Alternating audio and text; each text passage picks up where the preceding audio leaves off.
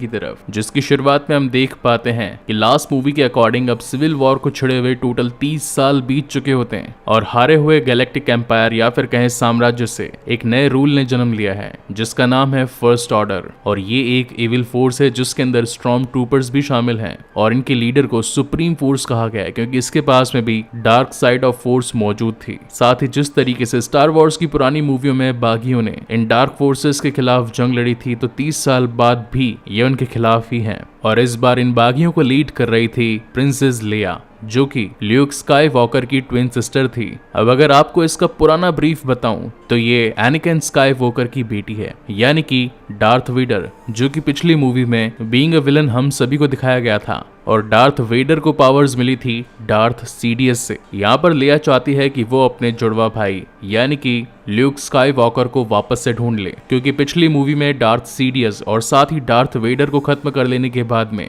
वो इन बागियों के शिप से दूर चला गया था और अपनी एक नई जिंदगी गुजर बसर कर रहा था। उन सभी से दूर रहने के पीछे का मकसद ये था कि ल्यूक स्काई वॉकर, जो कि आखिरी जेडाई योद्धा था, वो चाहता था कि वो और भी जेडाई योद्धाओं को बनाए ताकि फ्यूचर में अगर कोई भी प्रॉब्लम आए तो वो जेडाई योद्धा उन सभी प्रॉब्लम्स का सामना कर पाए। मगर उन्हीं स्टूडेंट्स में से एक स्टूडेंट डार्क फोर्सेस की ओर चला गया था और अब कहीं वो डार्क फोर्सेस वाली ताकतें, साथ ही स्टॉर्म ट्रूपर्स और first order Luke sky walker पर हमला न कर दे, इसलिए उन्होंने दूर दराज रहना शुरू कर दिया था। और यहाँ से इस मूवी की एक्चुअल स्टोरी स्टार्ट होती है, जहाँ पर हम एक डेजर्ट प्लेनेट को देख पाते हैं जिसका नाम होता है चापू। और साथ ही एंट्री होती है हमारे मून नाइट या फिर कहें ऑस्कर आइजैक की, जिन्होंने अभी लेटेस्ट आए डिज्नी प्लस हॉटस्टार के मून नाइट एपिसोड में तो बेहतरीन एक्टिंग करी ही है और साथ ही इस मूवी में भी दमदार एक्टिंग की थी। यहाँ पर इसका कमांडर इसे ल्यूक स्काई वॉकर की एक्चुअल लोकेशन का पता देता है। इस पायलट का नाम होता है पॉ और जैसे ही पॉ उस मैप को लेकर आगे बढ़ने लगता है तभी वहाँ पर फर्स्ट ऑर्डर पहुंच जाती है और उन सभी के कबीलों पर हमला कर देती है। पो वहाँ से भागने की कोशिश करता है और उसके साथ साथ उसका रोबोट भी उसके पीछे आने लगता है, लेकिन पो जानता था कि वो ज्यादा देर तक फर्स्ट ऑर्डर के सामने टिक नहीं पाएगा, इसीलिए वो सीक्रेट लोकेशन को, जो कि एक पेन ड्राइव में थी, उस रोबोट के अंदर डाल देता है। इतने में ही यहाँ पर स्टॉर्म ट्रूपर्स पहुंच जाते हैं और पो को बंदी बनाकर अपने साथ ले जाते हैं, मगर पीछे से पो का रोबोट वहां से भाग निकलने में कामयाब हो जाता है। फिर एंट्री होती है इस कहानी में सेकंड लीड कैरेक्टर की, जिसका नाम था रे, जो कि उस प्लेनेट पर कचरा बेचकर अपना जीवन यापन कर रही थी। और तभी रे की नजर उसी रोबोट पर जाती है। वैसे तो वो हर रोबोट को जाकर कारखाने या फिर कचरा इकट्ठा करने वाले मालिकों को बेच दिया करती थी, मगर उसका दिल साफ था, इसलिए वो इस रोबोट को नहीं बेचती और उसे अपने साथ ही रख लेती है। बेसिकली रे यहाँ पर काफी टाइम से रह रही है और साथ ही किसी का इंतजार भी कर रही है। उसे स्पेसशिप्स उड़ाने का काफी शौक था और साथ ही चीजें रिपेयर करना भी बहुत अच्छी तरीके से आता था। उसके मन में इतनी लगन थी कि वो अपने जमा किए गए हर कचरे में से अगर कुछ रोबोटिक्स सामान मिलता तो उससे नई नई चीजें बनाती, उससे कुछ नया सीखती। और ऐसा करते करते अब उसे प्लेन उड़ाने की भी जानकारी हो चुकी थी। जिसके बाद में सीन शिफ्ट होता है पो पर, जो कि इस वक्त फर्स्ट ऑर्डर के कब्जे में होती है और तभी वहां पर एक ब्लैक कॉस्ट्यूम, साथ ही मुंह पर मास्क लगा बंदा पहुंचता है और ये वही शख्स था जो कि आज से कई सालों पहले डार्क फोर्सेस की तरफ हो गया था। और ये शख्स और कोई नहीं बल्कि प्रिंसेस लेया और हान सोलो का बेटा ही होता है, यानी कि उसके मामा ने उसे फोर्सेस का इस्तेमाल करना सिखाया और वो लाइट साइड की जगह डार्क साइड की ओर हो गया। और ये भी अब अपने नाना जी यानी कि डार्थ वेडर की तरह डार्क फोर्सेस की ओर खींचकर उन्हें इस्तेमाल करने लगा है। इसका नाम होता है काइलो। वो अपनी फोर्सेस का इस्तेमाल पो पर करता है, जहां पर पो को फाइनली बताना ही पड़ता है कि उस लोकेशन का पता उसने एक छोटे से रोबोट में डाल दिया था, जो कि अभी उसी प्लेनेट पर है। जिसके बाद काइलो अपने सैनिकों को कहता है कि चापू प्लेनेट पर जाओ और उस रोबोट को ढूंढो। मगर तभी वहां पर एक स्टॉर्म ट्रूपर आ जाता है, जो कि डार्क फोर्सेस का साथ नहीं देना चाहता था और साथ ही फर्स्ट ऑर्डर में भी नहीं रहना चाहता था। इसलिए वो पो की मदद करता है और उसे छुड़वा कर वहां से भगा ले जाता है। मगर ऐसा करते हुए फर्स्ट ऑर्डर के स्पेसशिप्स उन्हें देख लेते हैं और उनका पीछा करना शुरू कर देते हैं। और जैसे ये दोनों चापू प्लेनेट के नजदीक पहुंचते हैं कि तभी पीछे से इनके ऊपर वार हो जाता है, जिसकी वजह से इनका शिप क्रैश हो जाता है। हालांकि इस एक्सीडेंट में वो स्टॉर्म ट्रूपर तो बच जाता है, मगर इतने बड़े एक्सीडेंट को देखते हुए ऐसा लगता है कि पो वहीं पर मारा गया। अब अपनी जान को बचाने के लिए वो वहां से भागने लगता है कि तभी वो एक मार्केट में पहुंचता है, जहां पर उसकी मुलाकात रे से होती है। और रे के पास में वही रोबोट था जिसके अंदर ल्यूक स्काई वॉकर तक पहुंचने की लोकेशन थी। अब जैसे ही वो उस रोबोट के अंदर से उस इन्फॉर्मेशन को निकालने की कोशिश करता है तो रे वहां पर आ जाती है और उससे लड़ने लगती है, जिस पर वो बताता है कि ये वो रोबोट है जिसके अंदर एक जेडाई की लोकेशन है। इसमें वो मैप दबा है जिसके अंदर उस तक पहुंचने का रास्ता है। और जैसे ही रे एक जेडाई योद्धा का नाम सुनती है तो वो काफी ज्यादा एक्साइटेड हो जाती है, क्योंकि उसे भी एक जेडाई मास्टर बनना था। उसे आज तक ऐसा लगता था कि ये सारी बातें सपनों में होती है, जेडाई योद्धा आज से कई सालों पहले खत्म हो चुके हैं। मगर असलियत जानने के बाद में वो ये डिसाइड करती है कि वो ल्यूक से जरूर मिलेगी। एक तरफ तो जायंट की बात चली रही थी कि तभी वहां पर फर्स्ट ऑर्डर पहुंच जाती है और वहां पर बहुत सारी बमबारी कर डालती है। और अब ये दोनों मिलकर उनसे बचते बचाते एक पुरानी सी स्पेसशिप के अंदर बैठकर वहां से निकलने की कोशिश करते हैं। और ये स्पेसशिप और कोई नहीं बल्कि हान सोलो की पुरानी वाली शिप थी, जिसे कि हमने इस पूरी सीरीज के 4th पार्ट में देखा था। और अब जैसा कि रे को थोड़ा बहुत प्लेन उड़ाना आता था तो वो उन्हीं स्किल्स का यूज करते हुए उन सैनिकों से बचकर वहां से निकल जाती है।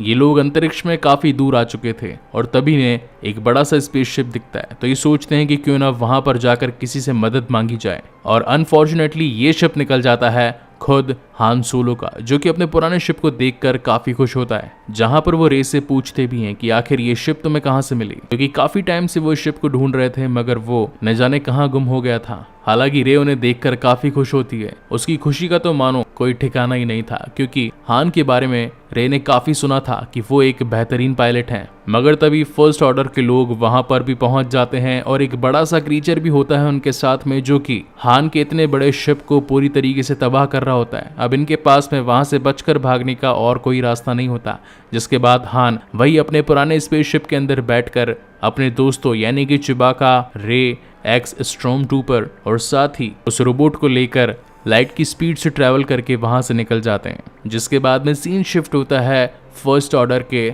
स्टार किलर वेपन पर। देखा जाए तो ये काफी हद तक डेथ स्टार के जैसा ही था, जो कि एक ही वार में पूरे प्लेनेट को तबाह कर देने की ताकत रखता था। और अब सुप्रीम फोर्स इसी वेपन को टेस्ट करना चाहते थे। अपने लोगों से सुप्रीम को ये पता चलता है कि बागियों का प्लेनेट इनसे थोड़ी ही दूरी पर है। उस वक्त वहां पर कायलो भी खड़ा था। तब सुप्रीम कायलो से पूछते हैं कि मुझे मेरे अजीज लोगों से पता चला है कि अब ल्यूक स्काईवॉकर की लोकेशन का पता हान तक पहुंच चुका है और अब तुम्हें क्या करना है वो तुम्हें पता है। कहीं तुम अपने पिता को देखकर अपने कदम पीछे ना हटा लो। मगर कायलो ने विश्वास दिलाता है कि मैं आपके प्रति वफादार था और वफादार रहूंगा। वहीं पर हम हान सोलो और उसकी स्पेसशिप को देख पाते हैं, जो कि इस वक्त उस रोबोट के अंदर से ल्यूक स्काईवॉकर की एक्चुअल लोकेशन का पता लगा लेते हैं। मगर इस मैप को देखने के बाद में हान सोलो ये बताते हैं कि ये मैप इनकम्प्लीट है, कुछ जानकारियां अभी भी बाकी हैं। जिसके बाद वो ये डिसाइड करता है कि इस मैप की बाकी की जानकारियों को पाने के लिए वो अपनी एक पुरानी दोस्त की मदद लेगा। और अब उससे मिलने के लिए ये लोग पहुंचते हैं प्लेनेट टिबारा पर, जहां पर उनकी बेस्ट फ्रेंड थी। और वहां पहुंचकर वो उसे सारा सिनेरियो समझाते हैं। लेकिन ऐसी कोई तो ताकत थी जो कि रे को अपनी तरफ खींच रही थी। बेसिकली ये फोर्स थी जो कि रे को अपने आप तक खींच रही थी। तभी रे को अपने सामने एक बॉक्स पड़ा मिलता है, जिसे खोलने पर उसे एक लाइट सेबर मिलता है। और अब तो उसका शक यकीन में बदल जाता है, यानी कि जेडाई योद्धा सचमुच होते हैं। लेकिन इसे छूने भर से उसे कुछ विजन्स आने लगते हैं। और तभी वहां पर मेज पहुंच जाती है, जो कहती है कि अब इस लाइट सेबर को तुम्हारा होना चाहिए। मगर रे उसे लेने से इनकार कर देती है। और जो विजन्स उसे बार बार सता रहे थे, इस वजह से वो वहां से जंगल की ओर भाग जाती है। जबकि दूसरी तरफ मेज उस लाइट सेबर को फिन को दे देती है और कहती है कि इसे संभाल कर रखना। वहीं दूसरी ओर हम स्टार किलर को देख पाते हैं, जो कि इस वक्त अपने एक ही वार से न जाने कितने सारे बागियों के प्लेनेट को तबाह कर देता है। और साथ ही अब बारी आती है उनके उसी प्लेनेट पर जहां पर ये सभी मौजूद थे, और यहाँ पर भी गोलीबारी होना स्टार्ट हो जाती है। मगर इस वक्त इन्हें बचाने के लिए पहुंच चुका होता है पो, जो कि अपने स्पेसशिप में उन सभी को बिठाकर वहां से ले जाता है। इसी बीच यहाँ पर प्रिंसेस लेया भी पहुंच जाती है, जो कि अपने पति हान को देखकर काफी खुश होती है। यहाँ पर हम KP-3O को भी देख पाते हैं, जो कि हर वक्त प्रिंसेस लेया के साथ में था। ये दोनों काफी ज्यादा चिंतित थे अपने बेटे कायलो को लेकर, क्योंकि इस वक्त वो डार्क फोर्सेस की ओर जा चुका था। तो हान कहते हैं कि हमारे बेटे को मैं समझाऊंगा। लेकिन वहीं दूसरी ओर कायलो रे को अपने कब्जे में करके उसे अपने साथ ले जाता है। और उसे काफी ज्यादा टॉर्चर करता है और बार बार ल्यूक की लोकेशन का पता देने के लिए कहता है। काइलो के पास में माइंड रीड करने की पावर्स थी, मगर रे का दिमाग इतना मजबूत था कि वो उसके दिमाग के अंदर नहीं घुस पा रहा था। काफी बार कोशिश करने के बावजूद भी वो हारता नजर आता है, जिसके बाद काइलो सुप्रीम के पास पहुंचता है और बताता है कि मैं इसका माइंड रीड नहीं कर पा रहा। तो सुप्रीम कहता है कि रे को मेरे पास लेकर आओ, जिसके बाद जब वो उसे एनालाइज करता है तो उसे भी पता चल जाता है कि रे में कुछ तो खास है जो सिर्फ एक जेडाई के पास ही हो सकता है। अब यहाँ एक तरफ तो सुप्रीम ये सारी बातें काइलो से कर रहा था, वहीं दूसरी ओर रे वहीं के एक स्टॉर्म ट्रूपर को अपने माइंड की एबिलिटी से कंट्रोल करके अपने लॉक्स को खुलवा लेती है, और जब तक काइलो वहां तक पहुंचता तब तक वो वहां से भाग चुकी होती है। काइलो अपनी पूरी टीम से कह देता है कि जितना जल्दी हो सके रे को मेरे पास लेकर आओ। यहाँ पर हान बाकी सभी बागियों के साथ मिलकर R2-D2 रोबोट को ढूंढने लगता है, क्योंकि काफी टाइम से वो बंद था और वो हमेशा ल्यूक के साथ था। मगर इतनी ही प्रॉब्लम काफी नहीं थी, क्योंकि उनके सर पर स्टार किलर भी था, जो कि अब न जाने किसी भी वक्त उनके प्लेनेट को भी तबाह कर सकता था। तभी पो बताता है कि अगर हम स्टार किलर के एग्जॉस्ट पॉइंट को थर्मल रेस से उड़ा दें तो वो पूरी तरीके से नाकाम हो जाएगा। मगर लास्ट मूवी की तरह इसे भी डायरेक्टली तबाह करना मुश्किल था, क्योंकि उसके ऊपर भी एक प्रोटेक्टिंग शील्ड थी।